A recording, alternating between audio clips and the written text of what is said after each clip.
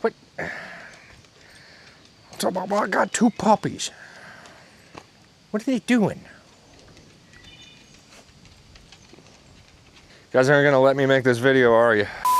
What's up, folks, and welcome back to the channel.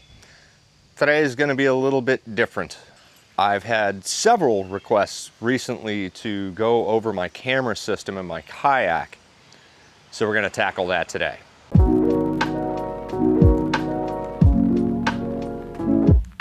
Special thanks to Ohio Hobbies guy, who has become a friend through Manta. He had a really difficult time getting one in 2024. I believe he actually got his in 2024, shipped from Walmart, so it's the gray colorway. So he sent me a message asking me, what are you doing with your cameras? And that's what this video is about. The very first thing that I can tell you is you're watching one DJI Osmo Action 4 right now. There's a second one right here and a third one on the front. When you watch my videos, those are the two cameras that you're typically watching. This camera used for either headshot, chest, or selfie stick. One of the cool things about these is that this camera is currently on a tripod. Let's change that.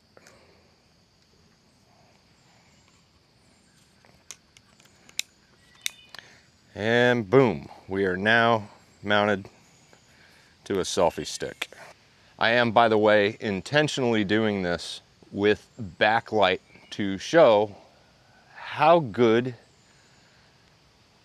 these cameras, and this is the 4, this isn't even the latest DJI, but how good they handle shadows when faced with backlight.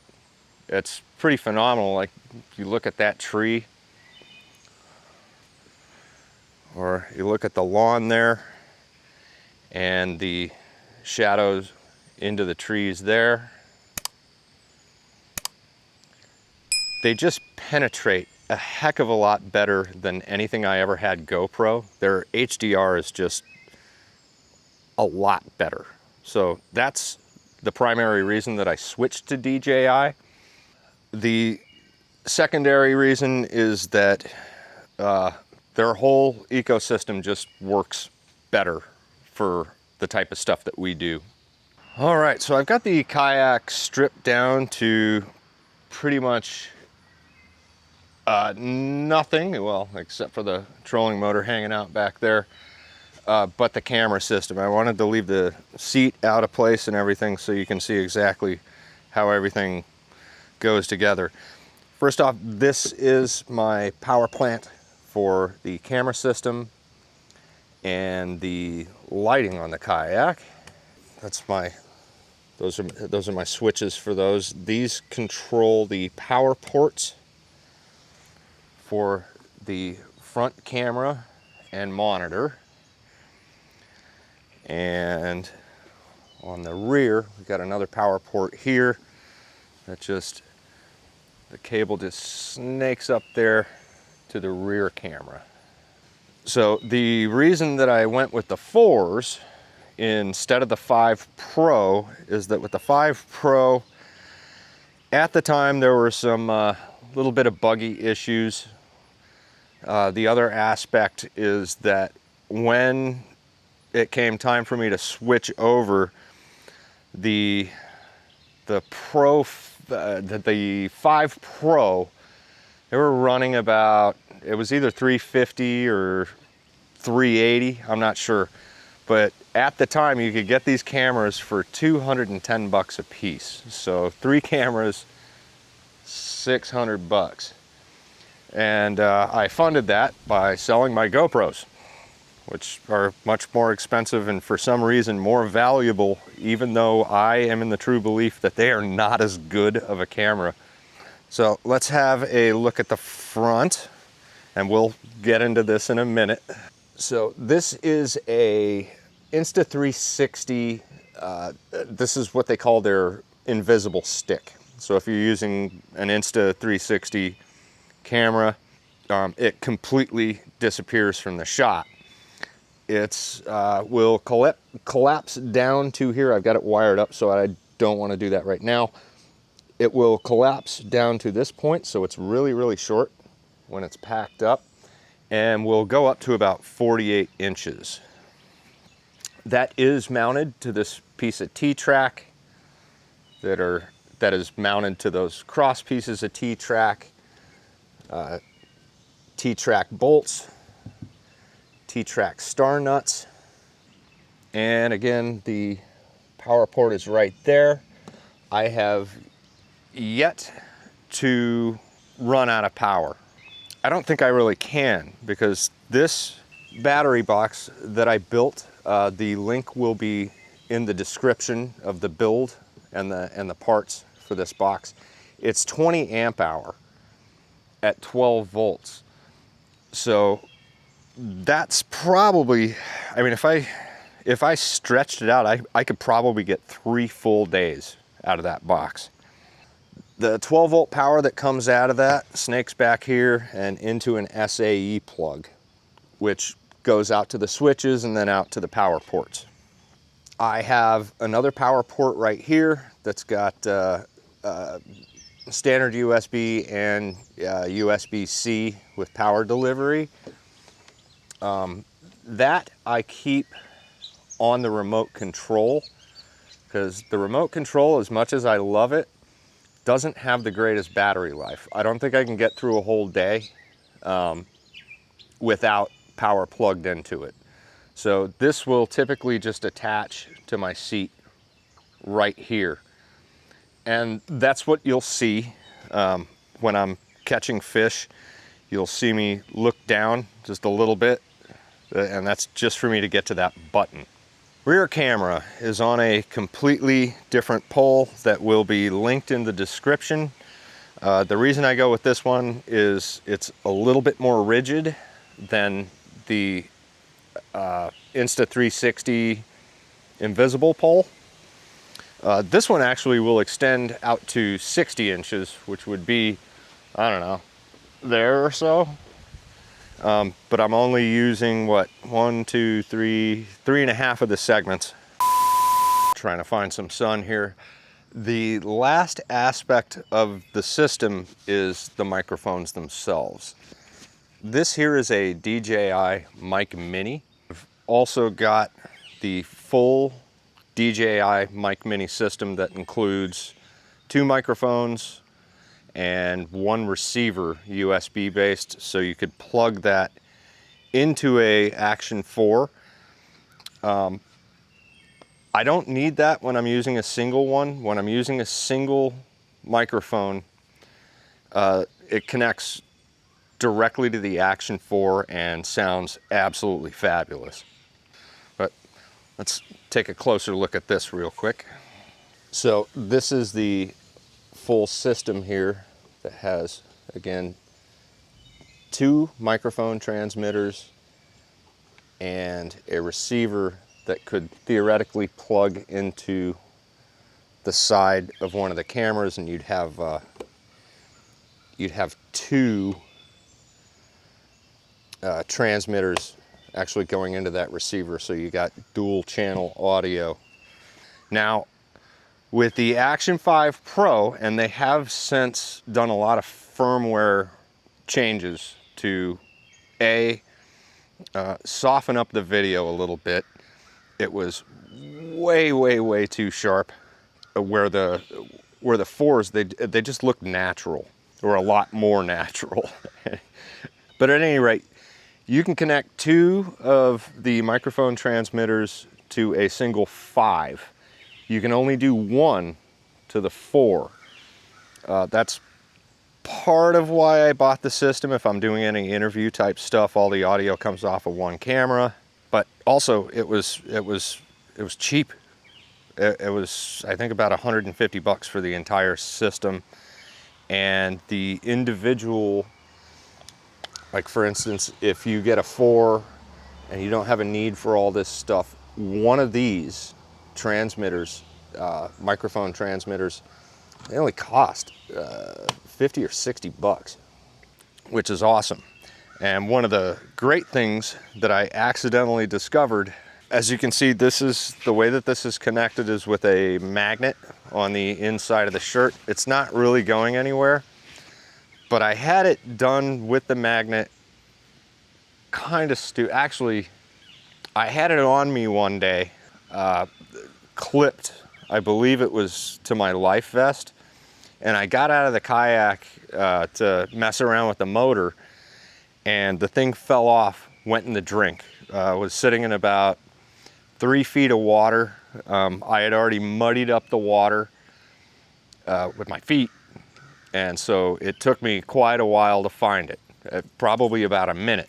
So DJI makes absolutely no claims about these being waterproof. They're, you know, rain resistant, but that thing took an absolute dunk.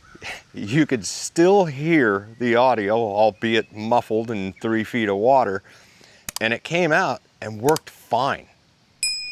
That was absolutely stunning to me. So even if you screw up with these things, you're okay. DJI will never tell you that. But, you know, and there's not a ton of additional pressure in 3 feet of water. If it went deeper than that, the thing probably would have absolutely failed. But it didn't. This is the same transmitter that I've been using since I bought this system, and it sounds great. So let's get into the system itself so I can show you pretty much exactly why you see almost every single hook set while I'm out on the water without having the cameras recording all the time. Part of that has to do with the settings on the cameras themselves. Right now I have camera, I call that camera 1, that's camera 2, what you're looking at is camera 3. This one I use for either chest mounts, head straps, or selfie stick like it's on right now. So this one, not so much with the pre-record, but I've got those both set to pre-record for 30 seconds. So the cameras technically are recording all the time, but they're only saving the previous 30 seconds. So when you hit the record button, the previous 30 seconds is going to be in your video. In my case with this here, I've got the remote, both remotes are connected. I'm sorry, both cameras are connected to the remote, and when I hit the record button, they both start recording, as you can see. And you'll notice that the last 30 seconds of this video are now on this file that I'm recording right now.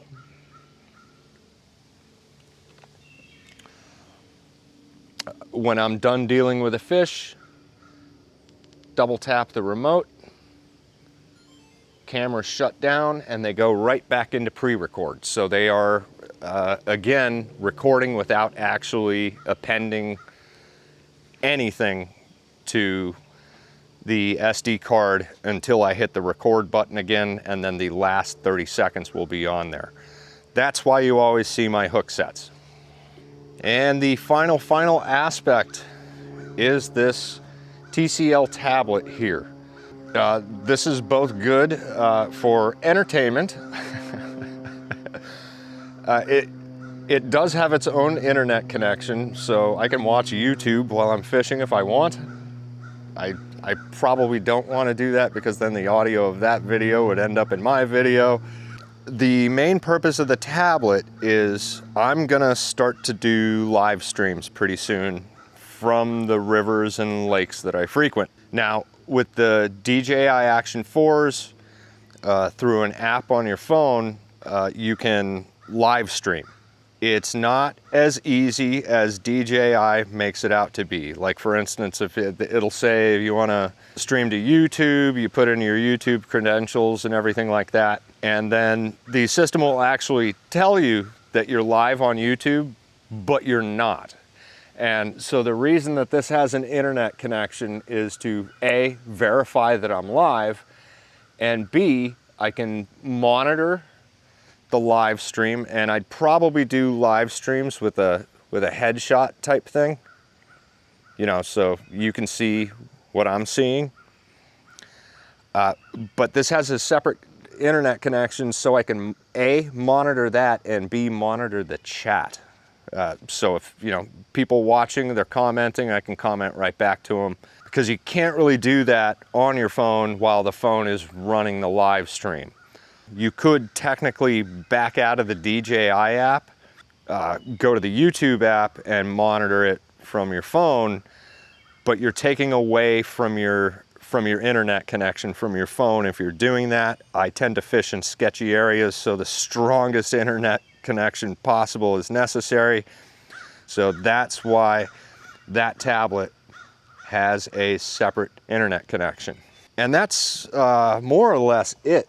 The only other thing, I've got this case here that's got a couple extra batteries, some of the parts. There's an audio adapter here if I'm ever using analog microphones.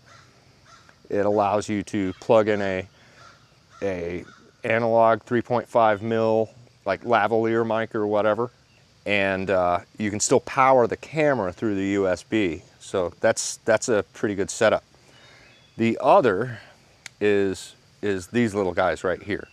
This is a 5,000 milliamp power bank that can plug straight into the side of my camera. Whoa. Sorry about that. Dog's going nuts. Hey, knock it off.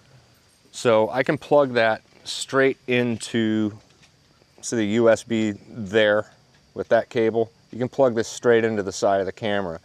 Now I do that when, say I have a chest mount, but the only thing that I'm concerned about is this has, it's pretty lightweight, but it has a little bit of heft to it.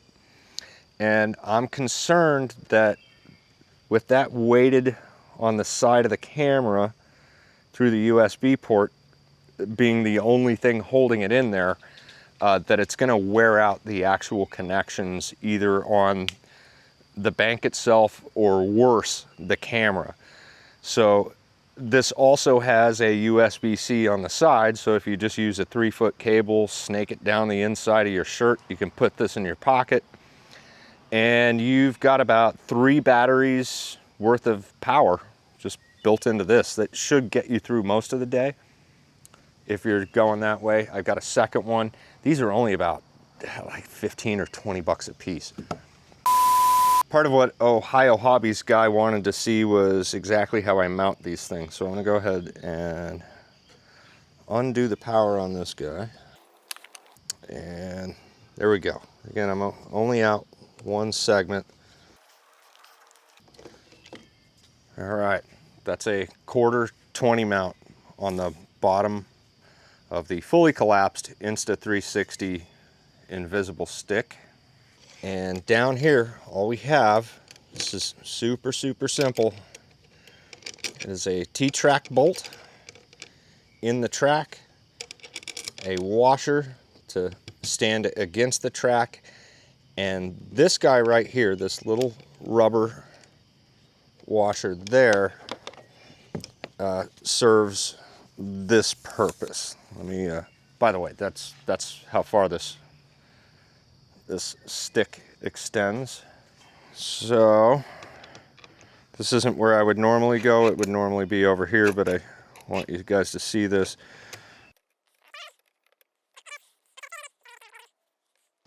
So as it screws on there, you hit a point of resistance, and then you can aim it exactly where you want it to go with that rubber washer. And if it was all metal, it would hit its bottom out, and that would be it. You wouldn't really be able to aim your camera. This little rubber washer allows you to aim it wherever you want, and it's going to stay there. Another awesome aspect of this ecosystem is the magnetic mounts.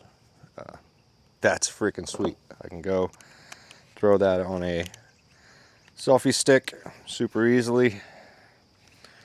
Pull it off of a selfie stick.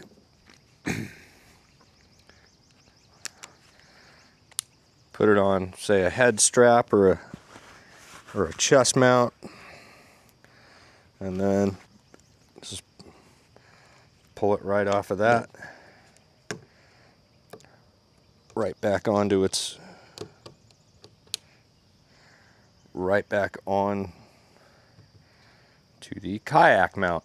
That's really cool. That's a big time saver instead of having to screw with thumb screws all the freaking time. But the main aspect, particularly with fishing and DJI versus GoPro, this shot that I'm taking right now, with the sun to my back, all this shade, me in black.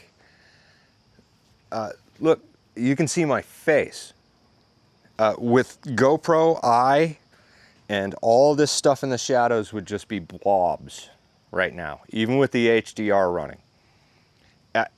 Not as badly with the HDR running, but you can't run HDR with GoPro all day long.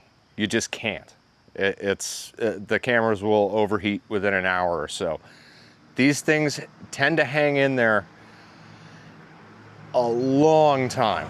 I've gone 6-7 hours in direct sunlight, 80 degrees, and only then did the cameras start to tell me, hey, I'm starting to get hot. You might want to back off a little bit. And eventually they will shut down, and you just got to let them cool down a little bit, and that's it. If you did that same thing with GoPro in 4K running in HDR, you'd have to do that like 10 times a day. With these, it's an end of the day thing, and no big deal. That's why I love these cameras. So that is pretty much it. That's the entire camera system. All the accessories, microphones, remotes, power banks, my power system. I think we're done here. Thanks for watching, folks. We'll see you on the next one.